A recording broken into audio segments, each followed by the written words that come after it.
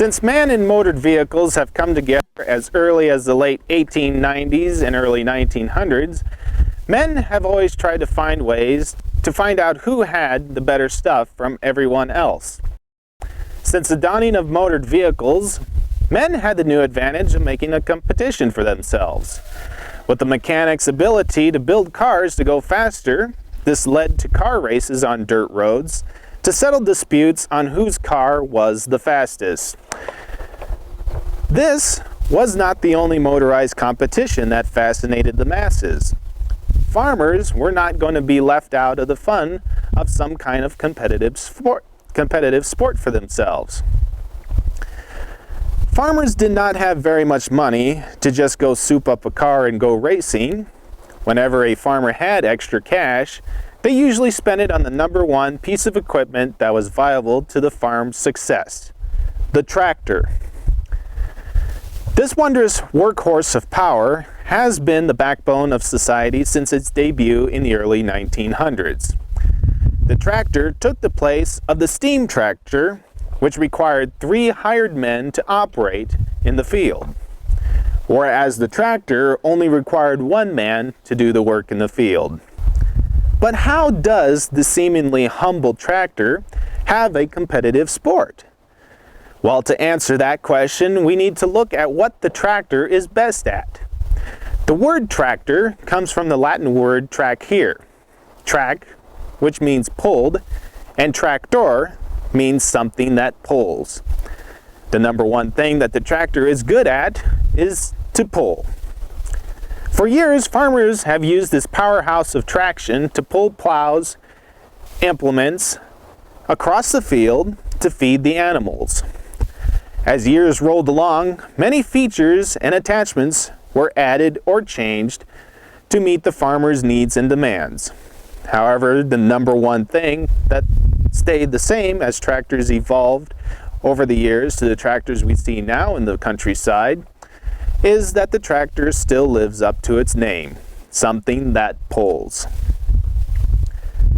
As more and more farmers became able to buy their own tractor, you can only imagine what it was like at the coffee houses and local gatherings, as farmers, like all farmers, talked about anything under the sun. How the crops were doing, how livestock was faring, what the prices of grain and livestock were, and whose tractor could do what and how much it could pull. It was probably conversations like these that led to tractor pull-offs. These tractor pull-offs were usually neighbors against neighbors, and the rules were simple and quite similar to a game of tug-of-war. The tractors would be backed up to each other and chained to the drawbars. The first tractor to pull the opposite across the center line wins. Now, this style and type of tractor pulling was by no means a fair pull. Some guys would actually have probably a bigger tractor when they were doing these tractor pulls, which made them better advantage because they had the better traction because the tractor weighed more. Then the other tractors are kind of lighter, so they didn't have as much as traction in that. So to actually make this all work out so that everyone's about the same, and it's because it's competition in that, so they started to add weights to the smaller guys so they can actually equal up to the bigger ones, so they'll all have the same amount of weight, so we get more of a fairer pull. Some guys would actually add weights like in their wheels, on the rears, on the front wheels, some added to the frame rails on the side, and then someone would add them right to the front to actually keep their front end down. Whatever they can figure out to put in the weights at, they would stick them to get more traction and get the tractor heavier. Weights took a big priority in a lot of the tractors when they actually came out. Farmers would use their tractor, and when they would pull like a piece of equipment, a disc or something behind them, it would actually have more weight or traction to the ground, so it actually would just make the tractor slip out. So it actually makes themselves help them with the rear.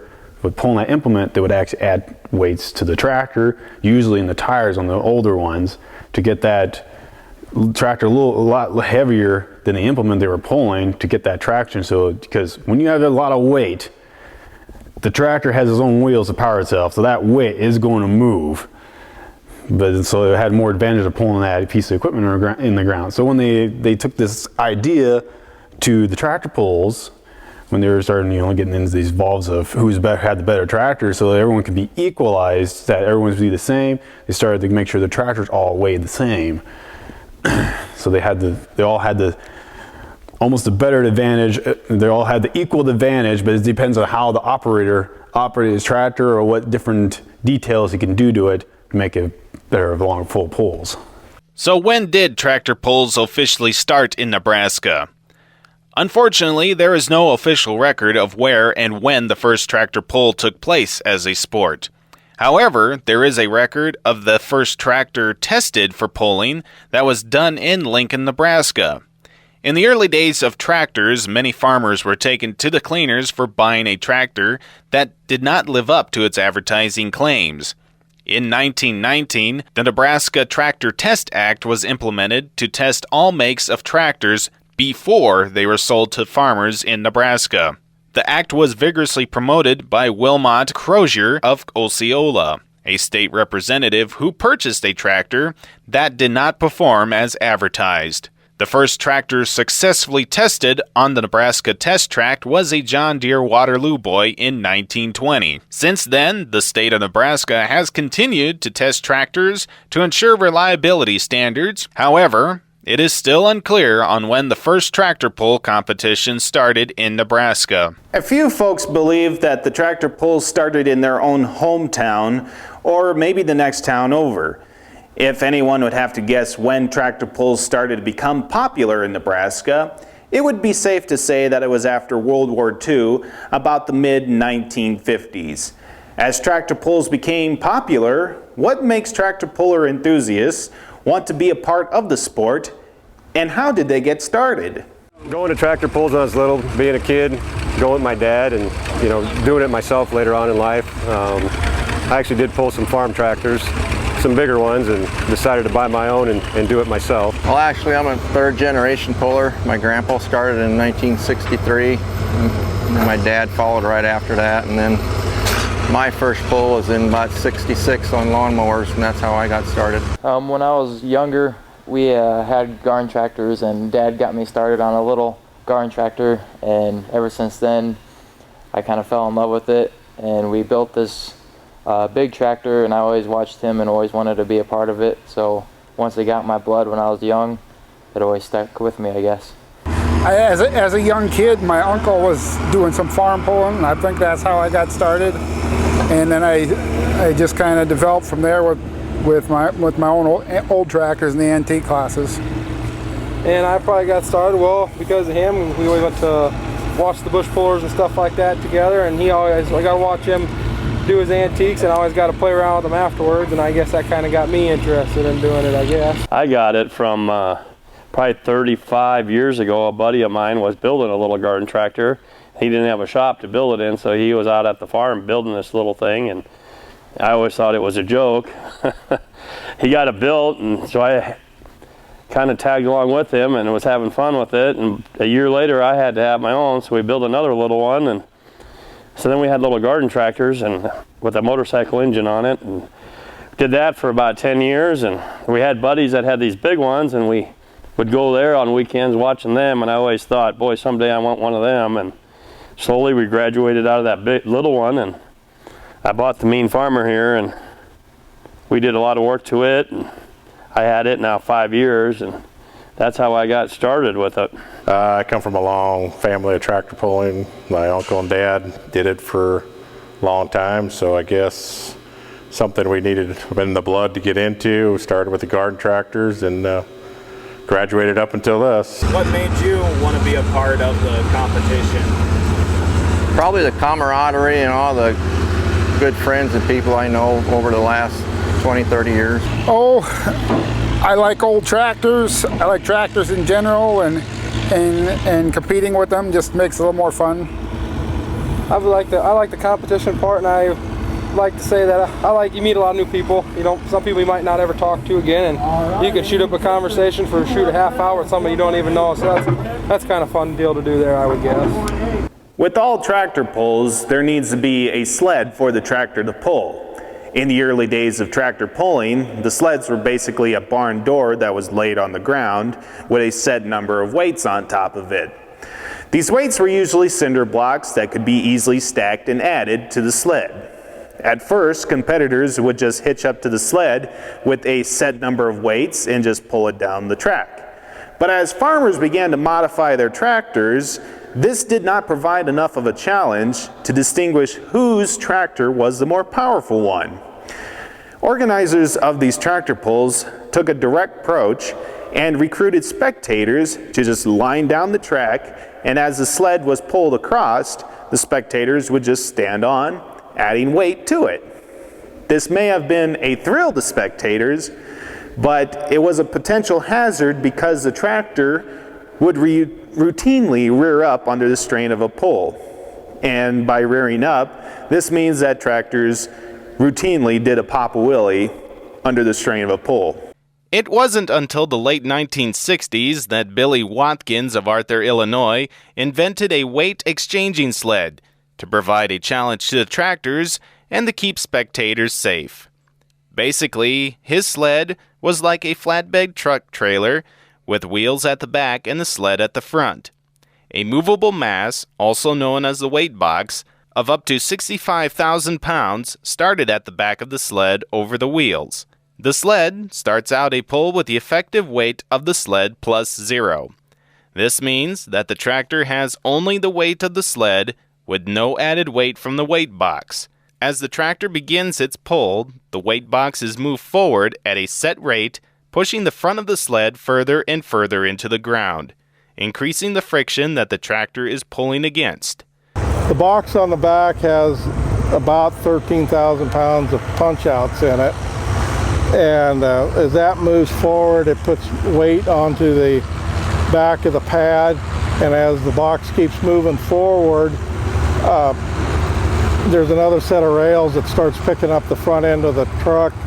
So probably close to 20,000 pounds pushed down on that pad with everything clear up tight to the front, plus the dirt being pushed in front of it. Yeah, they all work off of the same principle. The weight when we start, which we can adjust, the weight box holds a given amount of weight. Depending on the class we're pulling, the bigger classes obviously have more weight in them. This weight box can hold up to about 24,000 pounds of lead, and it is when the puller starts, it's sitting on the wheels. Most of the weight is on the wheels. It will move relatively easily, but one of the ground axles is hooked up to a gearbox that is hooked to a set of chains that moves the weight box from the wheels to the front, and then when it goes to the front, the weight is transferred to the skid pan, and it slides very difficult. As the weight gets up further and further and further, it gets heavier and heavier and harder to move. Hence the idea of the tractor pulling, who goes the farthest wins. The further you go, the heavier it gets, and whoever goes the farthest wins is declared the winner that night. There is a transmission in there. I can select up to 5 different gears, which changes the rate at which it goes up. You can also change the amount of weight that's in the box and how much weight that it takes to get it started moving, and also the amount of weight on the end. All these are preset. When the class begins, all the pullers in that class pull the same amount of weight, and then when we change to a different class of vehicles, we adjust accordingly for that group that's going to be pulling at that time. Not much has changed to the sleds over the years other than making it easier to move from one event to the next, as we see with Larry's sled that it is designed like a truck. So how did this model come about, and how did Larry acquire this sled? It was put together by a group of antique tractor pullers about 20 years ago. They had bought another sled that took a tractor to pull it back, and they'd seen this design on one in Colorado, so they decided that they would try building it, and it turned out like it is basically now, and started working till they've been running it since then. And about 6 years ago, after I've been working for them, for the guys that ended up with it toward the end, helping them out with the pulls and stuff, and about 6 years ago I bought it from them when they wanted to retire. We all know that without a sled there would not be a tractor pull. So what was the reason you wanted to own a sled? Well, kind of keep it in the area and keep this kind of going and stuff. It just depended upon, because really there isn't anybody else in the area that serves what I do. Owning the tractor looked a little expensive to me. I mean, you were going to invest quite a little bit of money. You get to go down the track one time. This type of thing here, you can actually, you probably spend about the same amount of money, but you do get paid for being there every night. And it's a part-time job in some regards. It's a hobby in some regards. And always did like the sport of tractor pulling ever since we're very young, and when we used to go with Dad when we were back 6, 7 years old. Have you ever been on the pulling end of your sled or of a sled? Oh yeah, not very many times though as it goes. Probably driven 6 or 8 times is all. And probably been down the track close to 60 or 80,000 times. Oh yeah, I've got 1 or 2 tractors that when it works on the close ones to home that we take and pull, and the fellow that was kind of running it before I owned it, he owned it, and I was working for him. At times we took tractors, and he'd ask what tractor I wanted to pull out of his fleet, and I'd pick one out, and we'd get it running and take it up there, and you'd run it. Larry Whitmore's sled is only used for your antique tractors because it is geared for slower moving tractors. But as years moved along and bigger tractors came into the market, there was still the drive to see whose tractor was the best. Gary Sobotka's sled has been modified to withstand the power of the newer tractors, even the tractors that are so highly modified that tractor pulling is all they're designed for. But why is there a need to have a tractor that does nothing but be used for tractor pulling? For me, having a tractor like this is just getting out and see different parts of the country. Going to Missouri and Kansas, seeing different parts of the United States, and then meeting new people and having a lot of friends from all over, not just in one area. I like meeting a lot of new people, and it's a good way to meet new people. Actually, to have a tractor of this caliber, you ask what's the need for it? Well, there really is no need for it. I mean, you don't make enough money to pay for the expense of it, but what it is, it's a sport, a hobby. We go out, you have fun. The competition against other people, some of them make you mad, so therefore you got to beat them. You got to beat the red ones, you got to beat the orange one because this is a green one. But it's a sport. It's for fun. The fans enjoy it. There's thousands of fans that watch us every night. So I guess it's just a hobby, and it's fun, and just like going to football games or playing golf. Like most things in life, there are those times when things just don't go right and stuff breaks down. This is especially true for tractor pullers and tractor pull sled owners. Oh, the worst breakdown, I would say, was about a year ago this spring. At least it was the worst looking. It was we broke a hub down in Lincoln, and the tractor was kind of leaning sideways, and it looked pretty bad because they used a telehandler to get us off the track and load us on back on the trailer. But it wasn't a real major breakdown. It looked worse than it probably really was. And along with that, at that very same pull, I also broke one on a different tractor where I broke the hub on the same exact side as we did on this one, and we barely limped it off the track and we barely limped it back to the trailer. So 2 hubs in one day is not a good day. having some carburetor issues. Other than that, never had any catastrophic problems. Well, Seth just got started here with his a year ago, and he broke a couple things in the engines and couldn't run. But the mean farmer here, when we do engine work, a lot of times I put them on a dyno and we test and tune them on a dyno. I had a brand new engine built, and it was on the dyno. We're testing it, tuning it on the dyno, and it's probably a $60,000 engine. 3 nights before the first hook, and I blew a hole right in the side of the block. So we had to put a new engine together in 3 days, and it cost me a lot of money and no fun.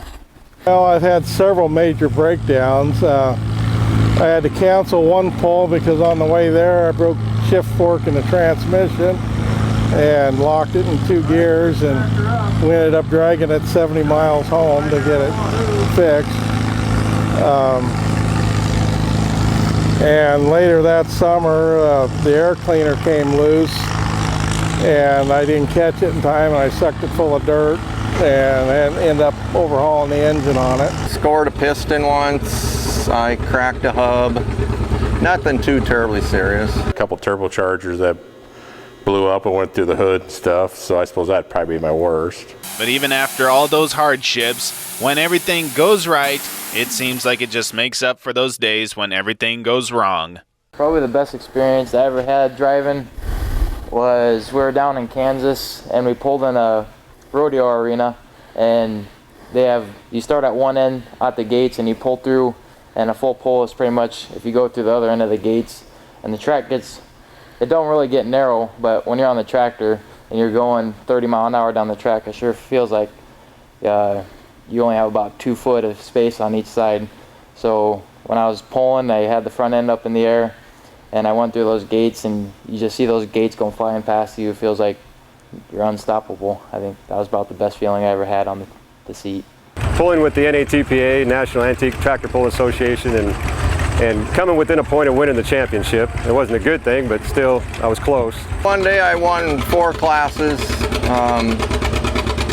Then I won the jackpot class at the Cornhusker Classic Tractor Pull in Lincoln. A couple of years ago, it was winning a lot. I won the Wisner, Nebraska tractor pull, and there's a lot of pullers there. I probably had 28 pullers in the class. I won that pull for 3 years in a row and was also the points champion for the Outlaws Association, which covers from South Dakota to Texas, and I was a points champion 3 years. So the Wisner pull, where I won first place at Wisner, Nebraska, which is 10 miles from home, that's something. Competition-wise, this summer we were at a tractor pull and pulled in 3 classes and got 3 first places, and that's the first time that's ever happened, and it'll probably never happen again.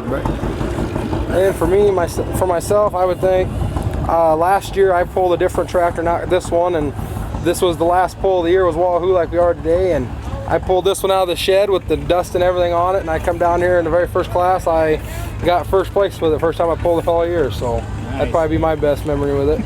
Through the years, tractor pulls have become less and less of a spectator sport. For a guy who has no clue on how a tractor works, may find this sport rather dull and uneventful. Unless he witnesses a tractor blowing up under the strain of the pull, then he might find this sport rather entertaining.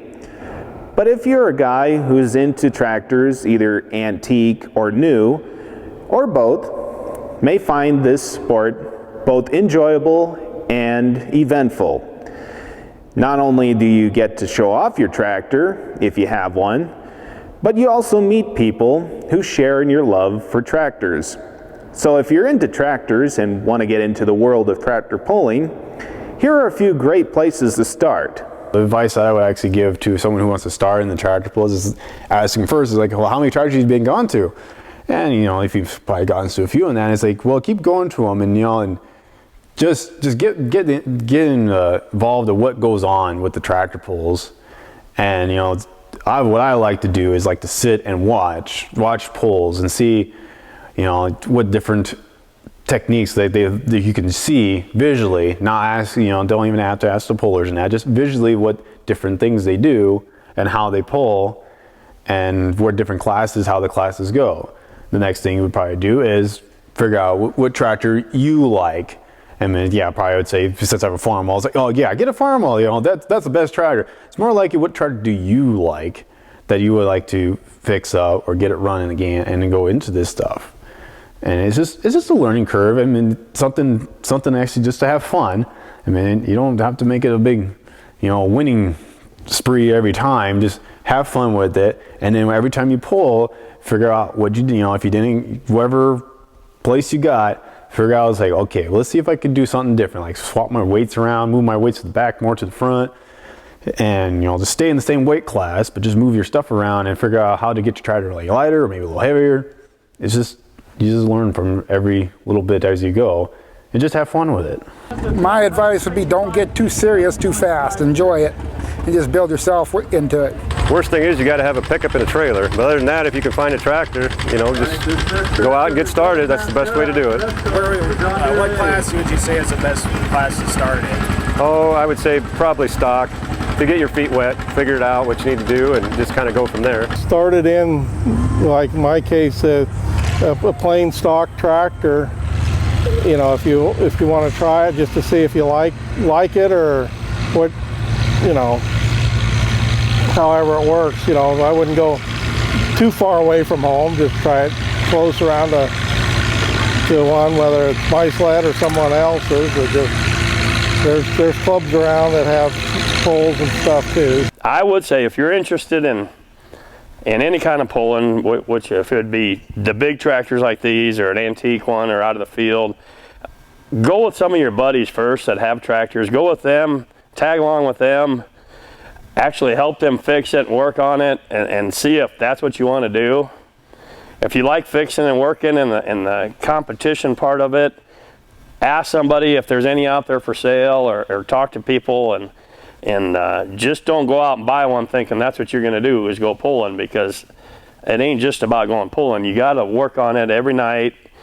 So go with somebody first, tag along with them, and see if that's what you like, and then maybe find out if your bank account can afford it.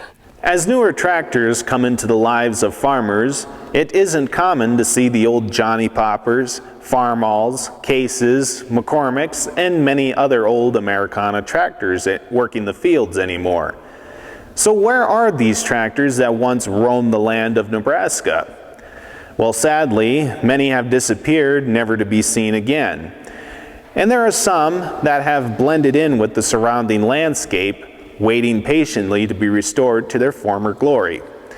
And there are those tractors, such as these, that have been proudly kept in good or better condition because they once belonged to a family member, or were bought because it reminded them that grandpa or great-grandpa once owned an old tractor, and they bought it because it brought back good memories. We have mainly Masseys, Mollings, and Olivers, and the reason for that is my grandfather started farming with Masseys. That's the only tractor he ever owned.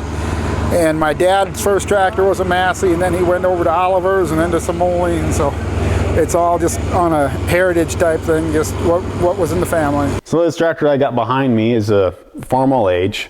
It was kind of my great-grandpa's that he had, and he always bought it from somebody else and used it a lot for cutting hay or cultivating. Usually it was the only tractor that actually was still running when he passed on. So when my dad actually bought it from my grandma that time, and we were using it on the farm, and that it was more like a toy for most stuff. He's running augers and whatnot with it. So there actually one day I thought, well, let's restore that tractor. That would be a nice tractor to kind of have fun to figure out, you know, learn. It's a big learning curve, you know, when you start being a young guy trying to get involved with these old tractors and see how the engineering was done back then to now. You're kind of comparing a lot of stuff. So I thought, well, let's just overhaul this thing. So we're still in the progress of overhauling it. I mean, everything's been gone through. Engine been overhauled, transmission been, all the bearings, whatnot, checked over, whatnot. And it runs pretty darn good at the point. It ran good before, and now it probably actually runs probably much better. You know, so it's still in the big progress of getting it done. So hopefully by a few more months I can have it all painted up and shine and maybe go through some pulls with it. But what are the other reasons we should keep these old tractors around? For me, being older, I grew up on some of them tractors. I kind of like them, you know, an M and an H and some of them older ones. I like to see them out there yet. I don't want them to die. And Seth, on the other hand, he grew up with these newer ones. Yeah, the new ones are nice, but you kind of, they're all the same. I mean, the principle behind it is the same, so I like watching them older style, even these new tractors like this 8410. I like the older 40 series or hood style. But everybody out wants to build a new one. The last 3 or 4 out, they're starting to build the old ones again, because there ain't many old ones out there. I say old, the 40 series, 30 series hoods, but even the antique tractors, you got to keep the old ones, because you learn off of some of that stuff to go on the new one. I saw this tractor in a pasture with a tree growing through the frame, and I liked it because it was different, and I know you can do a lot to these type of tractors, and there's so many the other colors. I just wanted one that was different. Oh, just so the upcoming generation could see the older tractors and how we used to farm, and I mean, I enjoy going and seeing how Grandpa and what tractors they used, and you know, and they have tractor drives and shows now that it's just, to me, it's just history. Interesting to see how far we've came in the last 50 years. Not only should we keep these fine old tractors to educate the younger generations to come on how tractors came to be, but we should preserve them to serve as a reminder that it was from these old tractors that have plowed the way for the new tractors we see and use in the fields. Tractor pulling is still alive and well in Nebraska. It may not be as popular as the early beginnings of tractor pulling, but it still thrives in the hearts of tractor lovers everywhere, especially in the great state of Nebraska. For Tractor Pulling in Nebraska, I am Matthew Ostry, bidding you a good day and happy pulling.